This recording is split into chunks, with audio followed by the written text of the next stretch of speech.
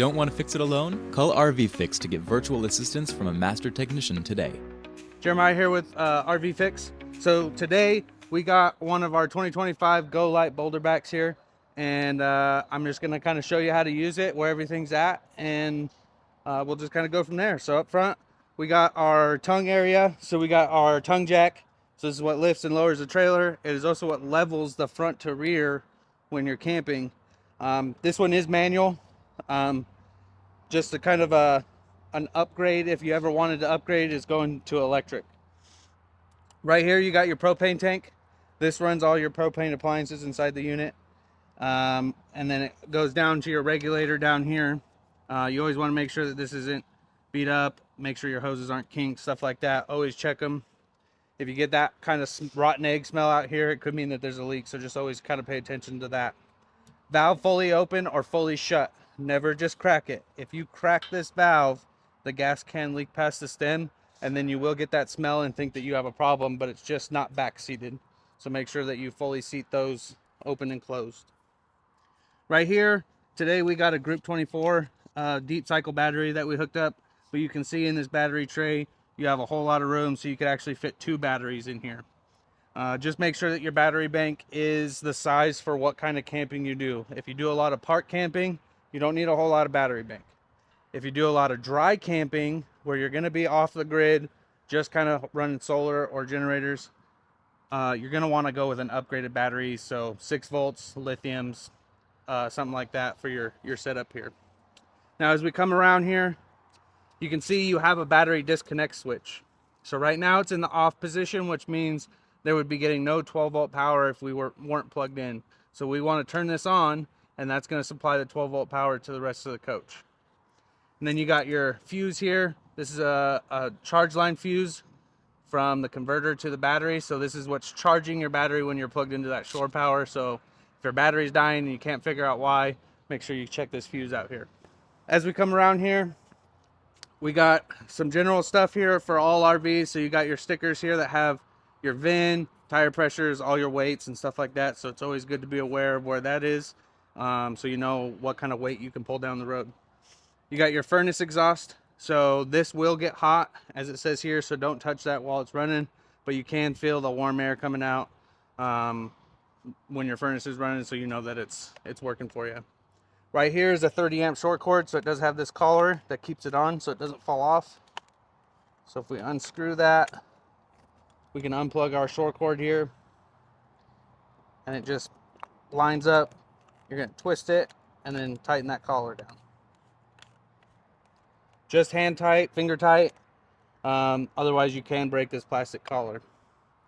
Right down here, you have your city water connection. Now, as you can see, this one doesn't have a little cone washer in here. That's the seal on every hose connection. So you just want to make sure that's there, otherwise it's going to leak just like a garden hose would. So just kind of be aware of that. This is your water heater. So on this water heater, it is gas only. So you want to make sure you got your propane topped off and turned on, and then that'll get turned on from inside, and I'll show you that when we do the inside part. Out here, the only thing you really need to know is you have a drain plug here. You got a relief valve here that you can manually lift. Now, the reason those are important is if you're going to store it for anything more than a week, you're going to want to relieve the pressure here, and then you're going to pull this drain plug. Let that water drain out. That's about 6 gallons of water that can start to get nasty. If it sits there too long, bacteria starts growing. You're going to get weird smells coming out of your faucets, and you just don't want that. So it's always good to drain it when you're not using it to kind of keep any of those bacteria from growing inside your freshwater system. Other than that, the door just closes like this. It's got a little tab in the center. You just pull it. There you go. And as you can see, this says hot here, so don't touch that while your water heater is running.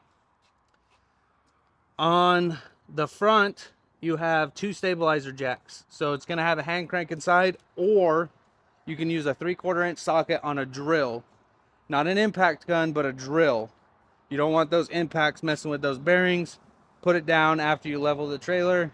You want to go just till they're snug. They are not meant to lift the trailer. You'll bend them up, and then you'll be having to pay for some new jacks out of pocket. Just next to that, you can see our sewer connection here. So as he comes in here, You can pull your cap off. Your sewer hose is going to connect here. You got your gray tank valve, which is this gray handle, smaller valve. And you have your black tank valve, which is a black handle, bigger valve. Always dump your black tank first, then close it, and then open up your gray tank valve and let your gray water clean your hose out for you, because that's just dirty, soapy water anyways. Now with your black tank, you want to make sure you're using RV black tank chemicals and RV toilet paper. That'll break down everything inside the tank. It'll eliminate smells, and then the RV toilet paper won't clump up and then clog the exit of your tank. So just make sure you're using the right equipment there when you're doing that. As we kind of come around, you can kind of see some other items here. So we got a park cable, so you can hook up there if you're at a park and they provide cable TV, and that'll go to your jacks inside if you decide to put a TV in there. You also have an outlet, so that's a 110 outlet as long as you're plugged into shore power. You have a vent, so because this is a toy hauler, they have these vents on the side, so that way you can let the air flow, you know, any of those toys leaking fuel, oil, stuff like that. Up top, you can see that they pre-installed a ladder rung for the Lippert portable ladder. These do not, at least this one does not come with the ladder, so you'll have to order that separate, but then you just hang it from there, and then you can get up on your roof, check it, make sure that you got nothing up there giving you any problems. As we come around, you can see our pop-up here. So this is canvas. You can lift this up when you're going to store it. Once we're done with the inside, we'll come back out and we'll show you how to put this all up. But we do got a couple stabilizer jacks in the rear. Same thing, 3/4 inch socket on a drill or with a hand crank those down. Now on the back, we have our ramp door. So we're going to open up these handles here. We're going to twist them. With new ones, they are going to stick a little bit. Bring your ramp door down. Bring your toys in and out. Comes with this magnetic screen here, which will show you from the inside. And then same thing going back up. You're just going to push them right back up. You're going to turn, lock that handle, come over here, turn, lock that handle, and then it does have the key lock, so that way nobody can get in there and mess with your stuff. As we look up here, you can see those two white lights are on. Those are turned on from inside. They're just ramp lights. Give you a little light from the back of the trailer. You can also see the sticker there for the camera prep. So you can do Furrion or any other bearing camera. The wires already ran. More than likely run right to those running lights, so you'll just turn the running lights on. That's what powers your camera. As we come around this side, we have another vent here. We got our awning. You can see it's got the LED light strip there. Give you a little light. When it's dark, these LED lights will light up this side of the trailer for you. 110 outlet. We got our fresh tank fill. And then under our steps here, you can see there's a blue line there. That's our drain plug for our fresh tank. So it's just a little plug that twists in there so you can drain your fresh tank and then plug it up so you can fill it and go use it. Your entry steps here has a release lever. Pull it out like that. And then on the side here, there's a little lever here so you can actually adjust these steps to whatever height you have. So we're going to go back to where it was. Because what you want is when you put these steps down, you want this to be as flush as you can possibly get around this bend here. So that way when your door closes, it doesn't hit and it's nice and easy. You should be able to open your door with 2 fingers and barely push it to close it. These steps will get in the way if they're not adjusted properly. For your door, you do have your catch here, so it hooks to the back of the door. You have a quick disconnect connection here, so you can do Blackstone grill is what I do with a, I got a 12-foot hose so I can get away from the trailer a little bit. You can do portable campfires, the propane one, so you don't have to carry wood and all that kind of stuff, especially if you're hauling something this small. You're kind of limited on your space. Inside here, you do have an outside shower that's hot and cold water. You get muddy, you got dogs, you got kids, they get dirty. You can spray them down before they track all that stuff inside. and kind of keep all the dirt out here. All right, so we're gonna head in here. One last thing. So if it's a nice day, kind of like today, it's a little cloudy, but nice and breezy, you can actually close just the screen door, and then you keep this door latched on the back side. And that just operates via this, and then it attaches here to the door. Now it's all connected, and then you got your little slider. As you're coming in here, you do have this grab handle. So in transport, your door's gonna be closed. You're gonna want it like this, or like this. So this is your in-transit locations for your handle. But it just lifts up, you turn, and now you got a good sturdy grab handle as you're going in and out of your unit. So as we come in here, we got a couple items here. I don't know if you'll be able to see them as well as I can, but we'll start here. You got your water pump switch. So right now it's on. You can actually see it's kind of red there. You got your water heater. So if we turn that on, that'll turn the water heater on. We got our lights. And then the center one is going to be your main ceiling lights. One of these is going to be your awning lights, which is this last one. So ramp door, ceiling lights, awning lights. So after you turn your lights on and stuff, let's say you just wanted a little less light, you can actually go around to all these ceiling lights and turn them off. And then now you just got the one light, a little bit better ambiance in here. And then you can also turn them on. This switch right here, labeled awning, is labeled in and out. So we're going to go out. And it's a little breezy today, so I don't want to go all the way out, but I just want to show you how it works. So another thing, make sure your entry door is out of the way from this arm. You don't want to be tearing your entry door up or the awning. Now, kind of a little bit of personal care for your unit. If the wind is getting up to about 10 miles an hour, you'll want to bring this in, because this will turn into a sail, and you did not buy a sailboat. You bought an RV. Bring it in. You don't want it ripping off the side of your unit, causing your camp trip to be a bad day. So you start seeing that lift up a little bit, go ahead and bring that thing in. I bring it in even when I go to bed, just because you don't know what's going to happen in the middle of the night. Last but not least, on your control panel here is you have your battery and your tank gauge here. So you have full, 2/3, 1/3, and empty for your tanks. And then for your battery side, you got charge, good, fair, and low. So if we push the battery button, you can see that all 4 lights are on, because right now we are plugged in and it is charging the batteries. If we go to fresh tank, you can see right now we're at 1/3 tank. Black tank is empty and our gray tank is empty. This is your main control panel. Now if we head up here, here's our solar controller. So there's nothing you have to do with this. But it does give you a little sense of where everything is, but it's all doing it all on its own from your solar panel, charging directly to your batteries. So right now, if we cycle through everything, we can see our batteries at 100%. It's 18 degrees Celsius. We're getting 0 volts from the panel right now, and our battery's at 13.4 volts.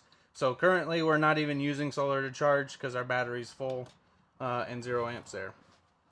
Right above that is your furnace. So this only controls the furnace. You're going to click this on. Furnace kicked on. We're good to go. On the bottom is your temperature control. Now you can feel when it clicks over. So that kind of tells you. I know there's no temperatures listed here, so you're just going to have to find your sweet spot when you're camping. When you're done, you're going to push this over. It's going to click off. Now these can be hard to turn, and they're designed like that so they don't accidentally get turned on. So you do have to put a little force into these levers here.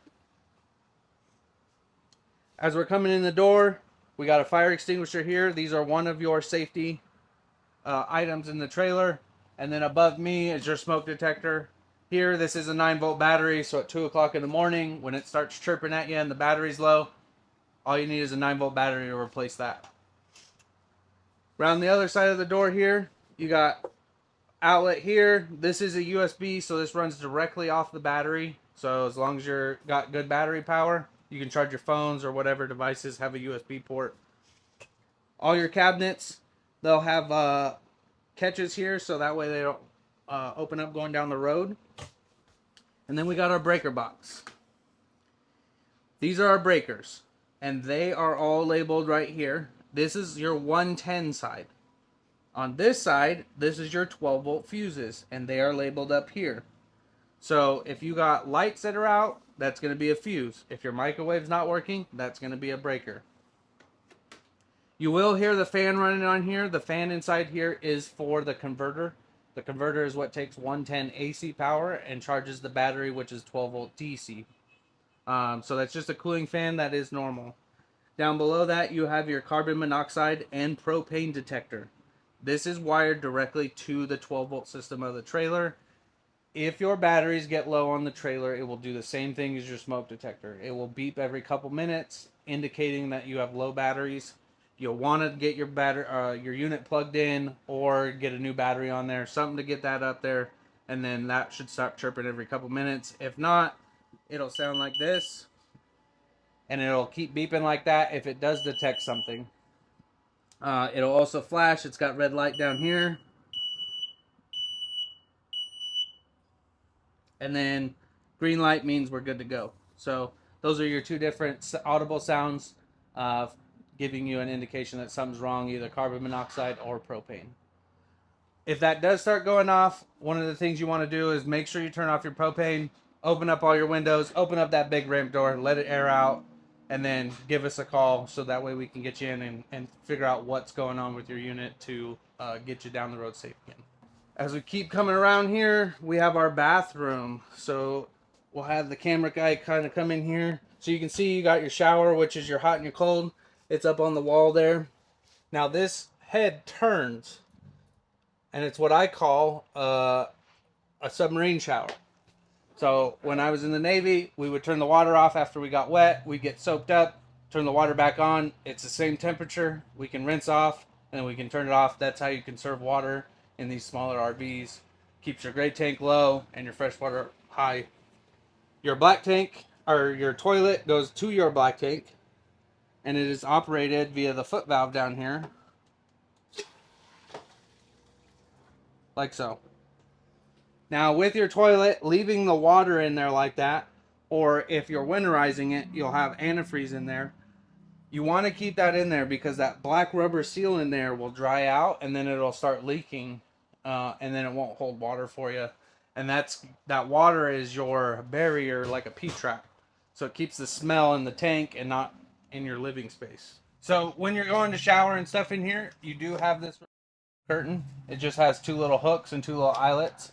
You do want to make sure you put this up when you're showering, so that water's not getting on the wood door here and you're going to get warpage. So we have a 12 volt Everchill fridge, as you can see here. Now, right now this one's not on, but on the side here, we got a power switch. So that's how you turn it on. And then down there, you can see the knob. Right now it's on 7. So that is all the way maxed out. We don't want to be on 7.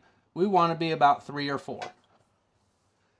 We don't want this thing to overcook and get too cold. Sometimes the freezers or the fridge section will freeze and everything like that. So you just want to be aware of what setting you're on. When we close the door, you have your travel latch here. So that just swings across both doors. And now the doors can't open while you're going down the road.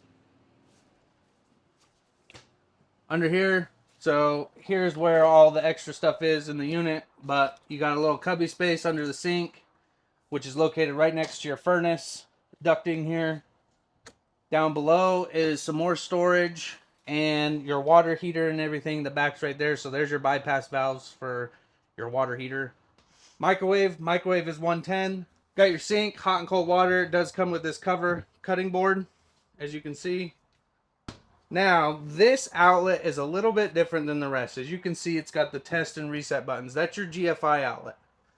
So if you got an outlet that's in here that isn't working, so if we turn around and look at this one, it's got the sticker on it. So if you plug something in and it doesn't work, the first place you want to look is here, because if this tripped, all you got to do is reset it. Now, if it constantly trips and you have to constantly reset it, give us a call and we can walk you through any sort of diag on that. But other than that, then you would just check your breaker, which we went over in the breaker box there. Stove, so it has this glass top. So that way you can use it as extra counter space. But if not, you're going to flip up the first one, then the second one. Just like that. If you flip it over the opposite way, you will shatter that glass. That is not warrantable. We got a light here. Lights turn on blue. I call them night lights. When you turn the knob on, so you can hear it clicking. I don't know if we have any gas.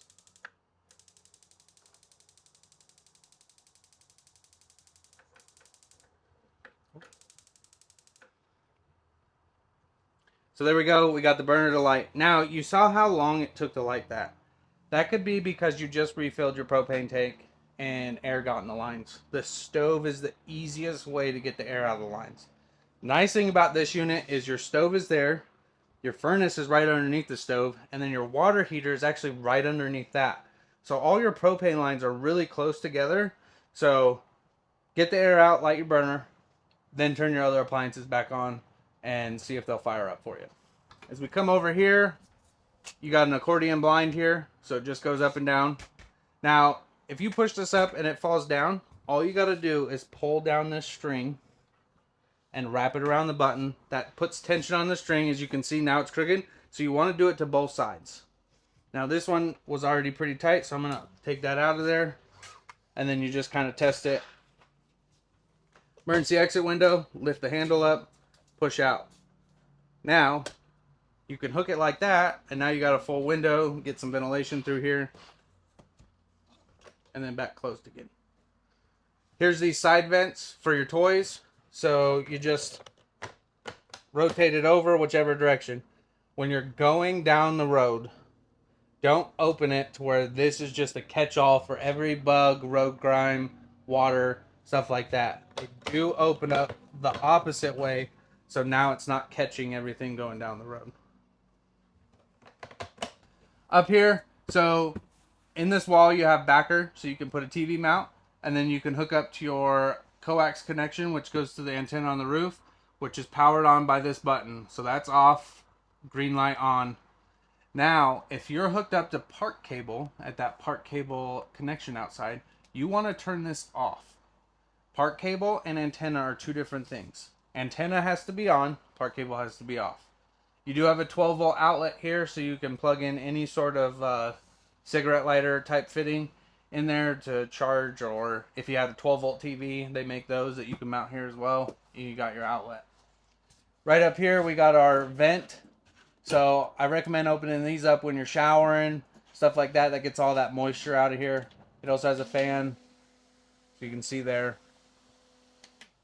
And then close it back down.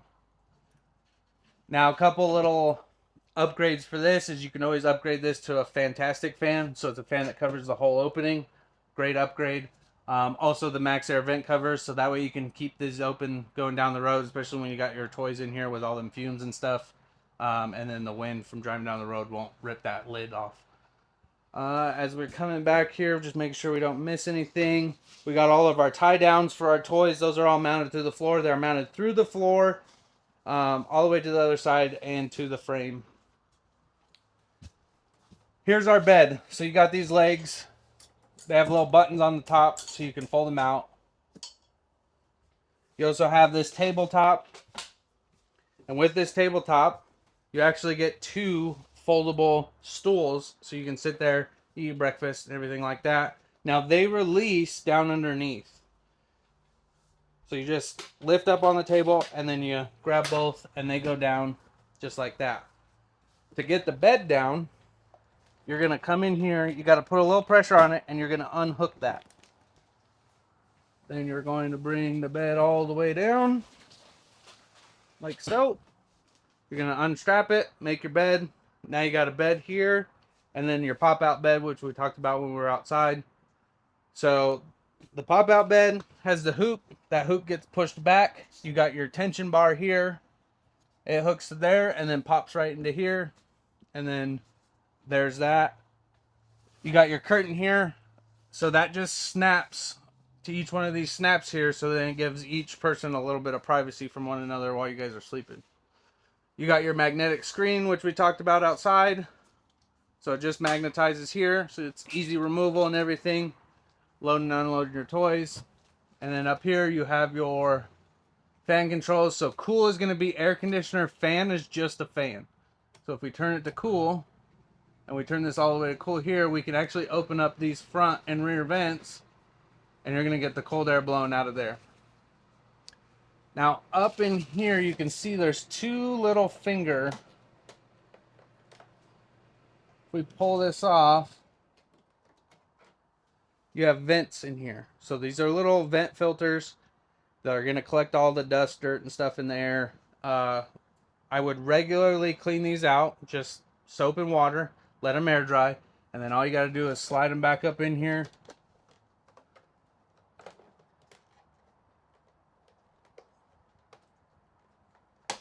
Clip them back into place, and there you go. Now you got good clean air again coming out of your air conditioner. So now that we've gone through the whole camper here, I'm going to show you how to kind of put everything back so that way you can get going down the road. So the bed, you're just going to lift up. You can go ahead and put these bars in, and I'm actually going to move it over there because I got these little pads here to kind of keep anti-vibration. Now, because your mattress is going to be brand new, it's going to be extra fluffy. So just remember that if you have blankets and all that stuff still made on it, it's going to be even harder. But you're just going to push until it hooks into place. Nice and solid there. So as you can see here, same hook on this side. So you're just going to lock it into place.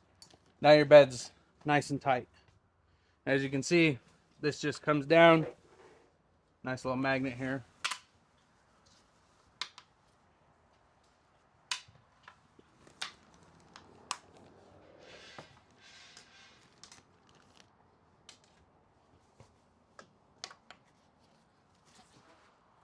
And separates from the middle.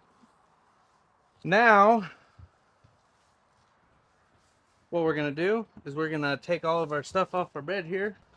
So from in here, what you got to do is you're going to push this little tab and it's going to slide out of the hole. So you can see that there's a second one.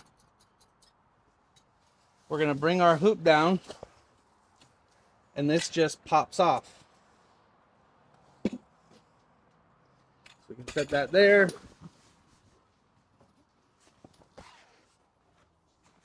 Hold this down out of the way. And then we're ready to go outside. So out here, what you want to do first is you want to lift this up all the way around. Make sure your door locks are out of the way.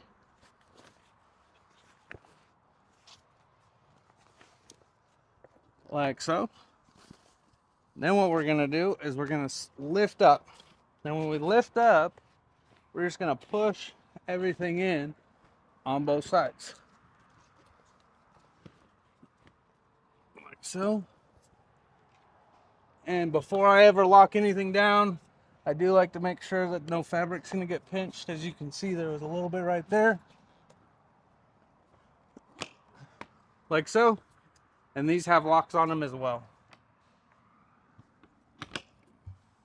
And that's how you close up your bunk on your Go Lite boulder back. Thanks for watching. Every RV is different, and it can be difficult to remember everything. But don't worry, we're here to help. If you've got questions about your specific RV, call RVFix at 844-66-RVFix. You'll get in touch with a master-level RV technician that can help walk you through any question you have so you can get back to doing what you love most.